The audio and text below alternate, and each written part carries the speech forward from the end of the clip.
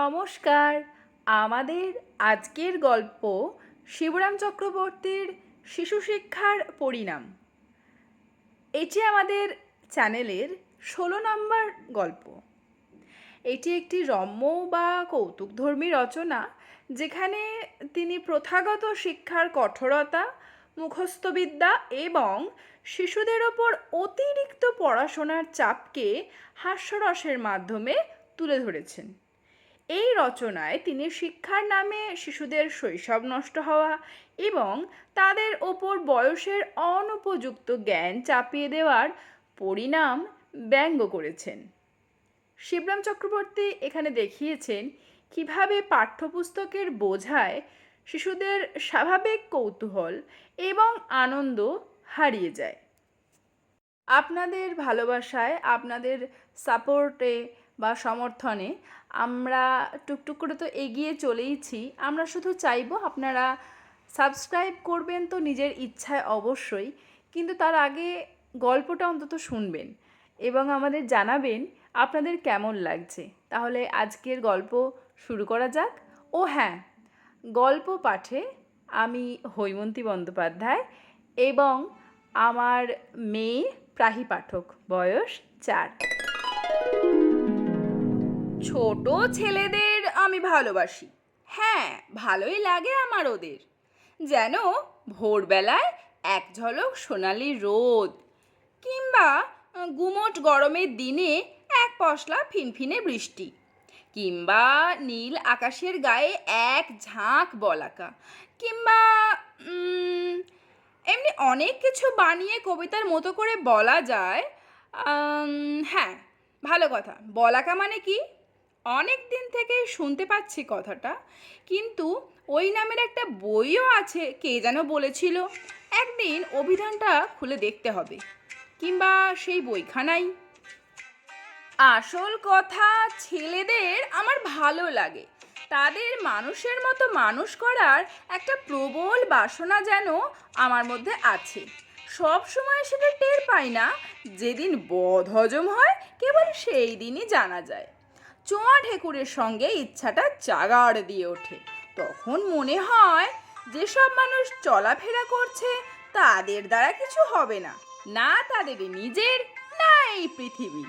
কেবল যেসব মানুষ এখন হাই জাম্প, লং জাম্প দিচ্ছে, হাডুডু খেলছে, ময়দানে ফুটবল পিটছে, কিংবা তারাও নয়, যেসব মানুষ এখন কলকাতার সরু গলির মধ্যে টেনিস খেলছে, মানে বেওয়ারিশ বাতিল টেনিস বলের সঙ্গে ফুটবলের মতো দুর্ব্যবহার করছে, হাফ প্যান্ট পরে রাস্তায় রাস্তায় ঘুরছে এবং সুযোগ পেলেই আলু কাবলি চাকছে, কিংবা তারাও নয়, যেসব মানুষ এখন নেহাত হামাগুড়ি দিচ্ছে, তাদের মধ্যেই লুকিয়ে আছে মানুষের ভবিষ্যৎ। মানুষের ভবিষ্যৎ এবং পৃথিবীর স্বর্গপ্রাপ্তি। হ্যাঁ, তাদের মধ্যেই। স্বর্গপ্রাপ্তি মানে চন্দ্রবিন্দু প্রাপ্তি নয়। পৃথিবীটাই একদিন স্বর্গরাজ্যে পরিণত হবে এবং এই রকম একটা কানাঘুষো প্রায়ই শোনা যায়। আমি তারই ইঙ্গিত করছি এখানে। কে এক বিলিতি কবি বলে গেছেন, father is the child of man, না, man is the father of child, man is the child of father, না তাও না। কথাটা যে কি বলেছিলেন ভদ্রলোক, আমার ঠিক মনে পড়ছে না। মোদ্দা কথা, মানেটা হচ্ছে এইরকম। তার মানেটা কি তাও বলা খুবই শক্ত। বিলিতি কবিতা আর বিলিতি বেগুন দুই আমার কাছে এক জাতীয়। দুটোই সমান বিস্বাদ, গলাধ্যকরণ করতে প্রাণ যায়, কিন্তু উভয়ই ভয়ঙ্কর হজমি। একবার পেটে গেছে কি একেবারে হজম, তখন তাকে মুখে আনা বেজায় কঠিন। দেখছো না, এই চাইল্ডের কবিতাটাই কিছুতেই আসতে রাজি হচ্ছে না। অথচ চাইল্ড মানুষের খুড়ো কি জ্যাঠা জানবার জন্য কতখানি দরকার ছিল আমার। এই সব কারণে ছেলে পেলেই মানুষ করার চেষ্টায় আমি হাত পাকাই। কিন্ডারগার্টেনের মতো একটা নতুন ধরনের শিশু শিক্ষা পদ্ধতি, যার ফলে ছেলেরা শটান পুরো মানুষে পরিণত হতে পারে, এই রকম একটা কিছু আবিষ্কার করে যাবার মতলব আমার মনে মনে আছে। সেদিন বৌদির এক বন্ধু বেড়াতে এলেন আমাদের বাড়ি। বছর আষ্টেকের ছোট একটি ছেলেকে সঙ্গে করে। দিব্যি ফুটফুটে ছেলেটি, দেখলেই আদর করতে ইচ্ছা করে। হ্যাঁ, এরাই তো মানুষ হবে কালক্রমে, যদি কোনো ক্রমে টিকে যায় অবশ্যই। তিনি বৌদির সঙ্গে গল্পে জমে গেলেন বাড়ির ভেতরে। ছেলেটা এসে জমলো আমার পড়ার ঘরে। জমুক এসে, আমার আপত্তি নেই।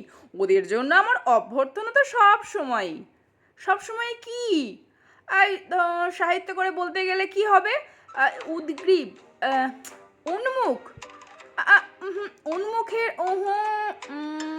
ওদের জন্য আমার অভ্যর্থনা সবসময় ব্যতিব্যস্ত কিংবা হেস্তনেস্ত, কিংবা যদি আরও ভালো করে বলি, আমার অভ্যর্থনা একেবারে চুরমার, ছত্রখান, জীবন স্মৃতি ছিন্নপত্র। তোমার কি নাম খোকা? মাছ বললো তোমার কাছে আসতে। হ্যাঁ হ্যাঁ, তা তো বলবেনই। তিনি জানেন কি না, ছেলে মানুষ করার কাজে মার পরেই আমার স্থান। মনে মনে গর্বিত হয়ে উঠি, বলি, কিন্তু তোমার কি নাম তা তো বললে না। বলবো, কিন্তু বানান করে বলতে হবে না তো। আমি অভয় দিই। খোকার নাম শ্রীযুক্ত বাবু গোলকেন্দ্র প্রসন্ন পুরকায়স্থ। পাপস! বানান করা যেমন শক্ত, উচ্চারণ তার চেয়ে কিছু কম নয়। এমন ফুটফুটে একটা ছেলের এ কি বিদঘুটে নাম। মনে মনে সহানুভূতি হয় ওর উপর। জীবন ভোর এই নাম নিয়ে ওকে ধস্তাধস্তি করতে হবে, এই জগদ্দল বোঝা ঘাড়ে নিয়ে মানুষ হতে হবে। ওই বিলিতি কবি যে কি বলে গেছেন জানি না, ও তাই হতে হবে ওকে। বাপরে বাপ! তা বেশ বেশ, এমন আর মন্দ কি, অন্তত বদনামের চেয়ে ভালো। তা তুমি কি পড়ো টড়ো? খোকা ঘাড় নাড়ে, বলে, হ্যাঁ, ইংরেজি পড়ি। ইংরেজি? আহা, তা ওই ইংরেজি একটু বলো। বুঝতে পারবো কিনা মনে মনে ভয় হয়। ওই সাবজেক্টে আমি একটু কাঁচা আবার। খোকা অমিত বিক্রম গড়গড় করে বলতে থাকে, ABCDEFGHIJKLMNOP নাইস আইএফুলডিটিস্টা সিডি রারি সারি উড়া সিডি সাডি সিডি চিরারোজিডি সারি দিসে ABCD KOPL IM এপিওডিসি তালে বসে। ওর বুক ফুলে ওঠে, হাত মুষ্টিবদ্ধ হয়। আমি বলি, থামো থামো, খুব হয়েছে। আশঙ্কা হয় বিদ্যের সঙ্গে বক্সিংয়ের প্যাঁচটা না জাহির করে বসে। কিন্তু সে কে থামবার? হিন্দি এবং ইংরেজি বক্তৃতার গুণেই এই, কিংবা দোষেও বলা যেতে পারে যে তাকে সহজে থামানো যায় না। আপনার বেগে চলিতে থাকে যেন কলের গাড়ি। অবশেষে খোকা তার লাস্ট সেন্টেন্স হাতে ABCDWXYZ বলে খোকা নিরস্ত হয়। বেশ বোঝা যায় এই জেড খুঁজে পাচ্ছিল না বলেই তার জেদ থামছিল না।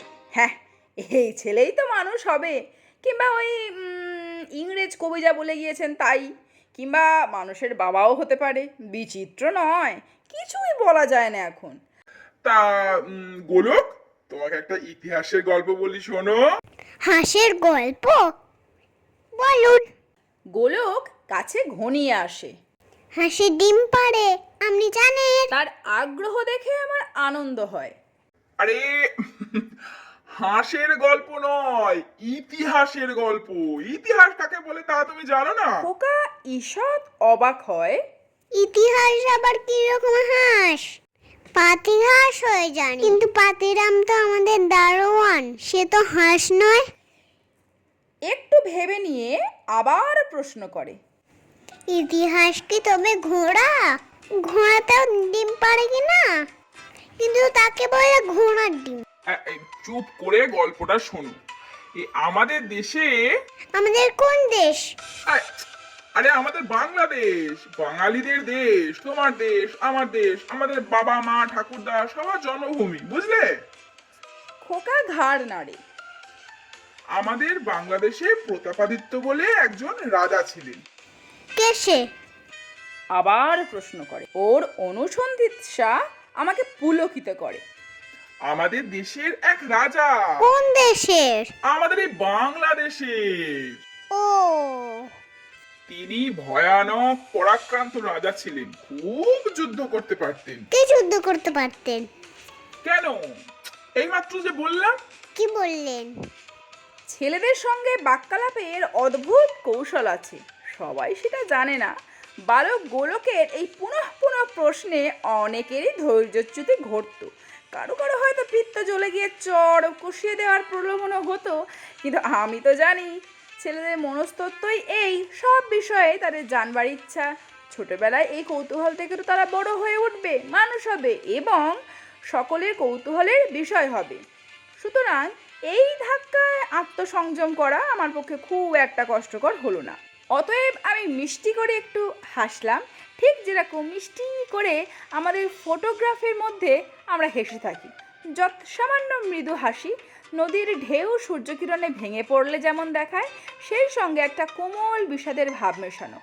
সমস্ত জিনিসটা আকর্ণ বিস্তারের আগেই সতর্কতায় সামলে নেওয়া।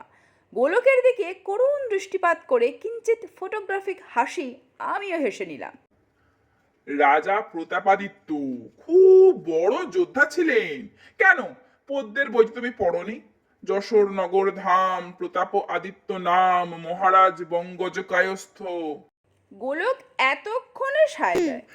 আমরা আমি কিছু অবাক হই। কি কি তোমরা কি? আমরা প্রতাপাদিত্য। আমি এবার ঘাবড়ে যাই। তোমরা প্রতাপাদিত্য? কিরকম? আমরা পুরকায়স্থ। ও, এতক্ষণে বুঝলাম। এখন মন দিয়ে শোনো, খুব মজার গল্প। প্রতাপ যখন খুব ছোট ছিলেন, এই তোমারই মতো ছেলে মানুষ, সেই সময় একদিন তার বাবা। আর বাবা? আরে প্রতাপের বাবা। কে প্রতাপ?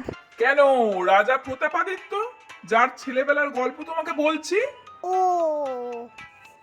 ওর গল্প শোনার আগ্রহ যে কত ধারালো তার পরিচয় ক্রমশই স্পষ্ট হচ্ছে।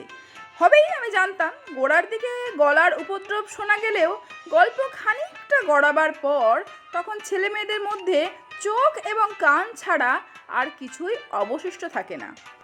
আমরা তো ঠাকুমার কোলে আহার নিদ্রা পর্যন্ত ভুলেছি। দুঃখের বিষয়, আর কোনো ঠাকুমা ছিল না। যদি বা কখনো থেকে থাকে, আমার কালে তার চিহ্ন মাত্র পাইনি। কিন্তু তাতে কি, ঠাকুমার কাহিনীর কল্পনাতেই আমার ক্ষুধা তৃষ্ণা দূর হয়ে যায় এখনো পর্যন্ত।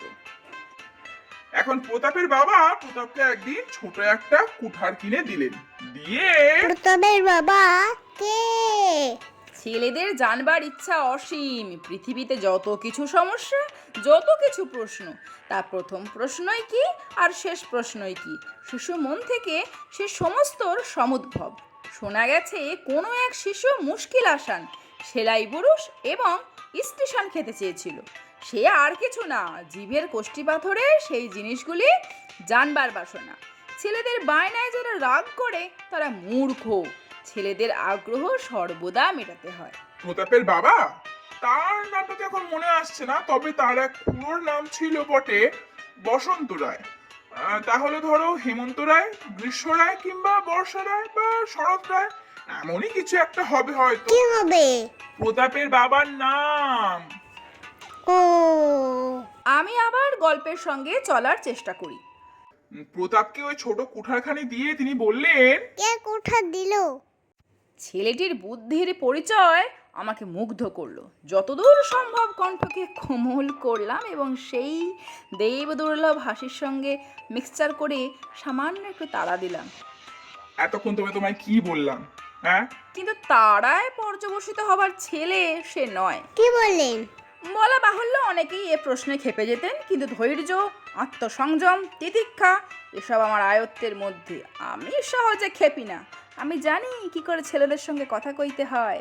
হাসবার চেষ্টা করলাম, কিন্তু হাসি এলো না। অগত্যা না হেসেই বললাম, প্রতাপের বাবা দিলেন। কাকে দিলেন? প্রতাপকে। ও, দিয়ে বললেন, কাকে বললেন? প্রতাপকে। ও, হ্যাঁ হ্যাঁ হ্যাঁ, প্রতাপকে। বুঝতে পারলাম গল্পের শেষ জানার জন্য খোকার আগ্রহের অন্ত নেই। ওর উৎসাহের সঙ্গে তাল রেখে যতটা সম্ভব ধৈর্য ও মাধুর্যের অবতার হয়ে আবার গল্পের সূত্র ধরলাম। তিনি কুঠার দিয়ে বললেন, প্রতাপ বলল বাবাকে। না, প্রতাপের বাবা বলল প্রতাপকে। ও বললেন যে সে যেন কুঠার নিয়ে অসাবধান না হয়। কি অসাবধান হবে না? প্রতাপ হবে না। ও হ্যাঁ, যেন অসাবধান না হয়, যেখানে সেখানে ফেলে না রাখে এবং নিজে না কাটা পড়ে। প্রতাপকে ছোটবেলার থেকে অস্ত্রের ব্যবহার শেখাতে হবে তো, নইলে বড় হয়ে সে সাহসী হবে কেন? রাজার ছেলে বীর হওয়া চাই তো, তাই তিনি প্রতাপকে সেই ছোট কুঠারখানি দিলেন এবং সাবধান হতে বললেন। কারণ সাবধান না হলে ছেলে মানুষ হাত পা কেটে ফেলতে কতক্ষণ, আর হাত পা কাটা গেলে হাতেও খোঁড়া আবার পায়েও খোঁড়া হয়ে যাবে। তখন বীর হওয়া যে ভারী শক্ত ব্যাপার। অবশ্য বাক্যবীর হওয়ার পর তখনও পরিষ্কার থাকবে, কিন্তু তুমি বুঝতে পারছো তো? প্রশ্ন করলাম বটে, কিন্তু ওকে বুঝবার অবকাশ দেওয়ার জন্য মুহূর্ত মাত্র থামবার সাহস আমার হলো না। কারণ স্পষ্টই দেখছিলাম ওর চোখ মুখ গম্ভীর হয়ে উঠেছে, ঠোঁট কাঁপছে, হাজার হাজার প্রশ্ন যেন ঝরে পড়ার প্রতীক্ষায় শ্রাবণের মেঘের মতো ঘনীভূত হয়েছে। এ অবস্থায় যুদ্ধক্ষেত্রে বড় বড় সেনাপতিরা যে কায়দা করে থাকেন, আমিও তাই অবলম্বন করলাম, অর্থাৎ আক্রান্ত হওয়ার আগেই আক্রমণ করা। ওর প্রশ্নের ধাক্কায় হাবুডুবু খাওয়ার চেয়ে ওকেই গল্পের তোড়ে ভাসিয়ে নিয়ে যাওয়া ভালো বলে আমি মনে করলাম। সুতরাং নিঃশ্বাস ফেলার বিলাসিতা পর্যন্ত আমাকে ছাড়তে হলো। আমি বলেই চললাম, আর প্রতাপও তখন কুঠার হাতে বেরিয়ে পড়লো অস্ত্রবিদ্যায় হাত পাকানোর জন্য। প্রথমে কতগুলো কচু গাছ শেষ করলো, তারপর কলা বাগানে গেল, তারপর সেই কলা গাছদের কচু কাটা করে অবশেষে গিয়ে আম বাগানে ঢুকলো। বাগানের মধ্যে বাবার সবচেয়ে প্রিয় যে ফজলি আমের গাছটা ছিল সবচেয়ে নিরীহ দেখে এবং একটা পেয়ে তাকেই ধরাশায়ী করলো। ধরাধরি করে নিয়ে এলো গাছটাকে। খোকার চোখে বিস্ময়ের চিহ্ন। আমি দম নেবার জন্য মুহূর্তখানেক থেমেছি কি থামিনি, সেই ফাঁকে গোলকচন্দ্র একটি প্রশ্নপত্র পরিত্যাগ করিয়াছেন। ধরাশায়ী করলো মানে কেটে ফেললো। কে কেটে ফেললো? প্রতাপ। ও প্রতাপের বাবা বিকেলে বাগানে বেড়াতে গিয়ে এই কাণ্ড দেখতে কি পেলেন। দেখতে পেলেন? কুঠারটাকে? আহ, না না, সেই ফজলি গাছের দশা। তিনি সবাইকে ডেকে জিজ্ঞাসা করলেন, কে আমার ফজলি গাছটা কেটেছে? কার ফুচলি গাছ? প্রতাপের বাবার। এবং সবাই জবাব দিল যে তারা কিছুই জানে না এর সম্বন্ধে, কার সম্বন্ধে? ফজলি আম গাছ সম্বন্ধে। ও সেই সময় প্রতাপ সেখানে উপস্থিত হলো এবং সমস্ত শুনলো। কি শুনলো? তার বাবা লোকজনকে জিজ্ঞেস করছেন, শুনতে পেল? কি জিজ্ঞেস করছেন? সেই ফজলি আম গাছের বিষয়ে জিজ্ঞাসা করছেন। কোন ফজলি আম গাছ? ওহ, আরে সেই ফজলি আমের গাছ যা প্রতাপ কেটে ফেলেছিল। প্রতাপ কে? প্রতাপাদিত্য। প্রতাপাদিত্য না, প্রতাপ কে? প্রতাপের বাবা প্রতাপ। ও প্রতাপ এগিয়ে এসে বলল, বাবা মিথ্যে কথা বলতে আমি পারবো না। ওর বাবা পারবে না? তা কেন হবে? প্রতাপ পারবে না মিথ্যে কথা বলতে। ও প্রতাপ, বুঝেছি। প্রতাপ বলল, বাবা তোমার ফজলি আমের গাছ আমি কেটেছি। ওর বাবা কেটেছে? না না না, সে নিজে কেটেছে ফজলি গাছটা। প্রতাপ বলল, প্রতাপের নিজের ফজলি আম গাছ? তার বাবার। ও সে বলল, প্রতাপের বাবা বলল? না না না, প্রতাপ বলল, বাবা আমি মিথ্যে কথা বলতে পারবো না। আমার সেই ছোট কুঠারখানা দিয়ে আমি গাছটাকে কেটে এবং তার বাবা বলল, তোমার সত্যবাদিতায় আমি মুগ্ধ হলেম। তুমি খাসা ছেলে, তোমার একটা মিথ্যে কথা বলার চেয়ে আমার 1000 গাছ যাক, তাতে আমার দুঃখ নেই। প্রতাপ বলল এ কথা? না না, প্রতাপের বাবা বললেন। বললেন যে বরং 1000 গাছ হোক? না না না, বললেন যে তিনি 1000 গাছ খোয়াবেন সেও ভালো, তবু প্রতাপকে গাছ খোয়াতে দেবেন না? না, তবু প্রতাপ মিথ্যে কথা বলুক এটা তিনি কখনোই চাইবেন না। ও তিনি নিজে মিথ্যে কথা বলবেন? আরে বাবা তা কেন? ও প্রতাপ চাইবে যে তার বাবা মিথ্যে কথা বলুক? না, আমার ধৈর্যের প্রশংসা করতে হয়। নিজের গুণে নিজেই আমি চমৎকৃত। শিশুদের শিক্ষাদান সহজ কাজ নয়। যারা কিল, চাপড়, কানমলার সাহায্যে সেটা পারেন, তারা আমার এই কঠোর প্রয়াসের অর্থ বুঝবেন না। গল্পের ছলে ছেলেদের নীতিশিক্ষা দিতে হবে, তাদের চরিত্র গড়ে তোলার ওই হচ্ছে একমাত্র পথ। এই ছেলেটিকে আমার নিজের আবিষ্কৃত সেই আদি ও অকৃত্রিম উপায়েই এতক্ষণ শিক্ষা দেবার চেষ্টা করছিলাম। কিন্তু বৌদির বন্ধু এই সময়ে বাহিরে এলেন এবং এই যাত্রায় বেঁচে গেল ছেলেটা।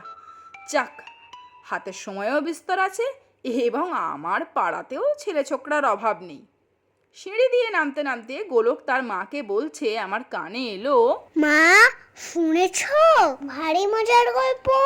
ওই লোকটা বলছিল একটা ছেলে ছিল, তার বাবার নাম হচ্ছে প্রতাপ। তা সেই ছেলেটা বাবাকে ডেকে এনে বলল একটা ফজলি আমের গাছ কাটতে। তার বাবা কি বললো জানো মা? বললো যে আমি 1000 মিথ্যে কথা বলবো, সেও ভালো, তবে একটা ফজলি আমের গাছ কাটতে পারবো না।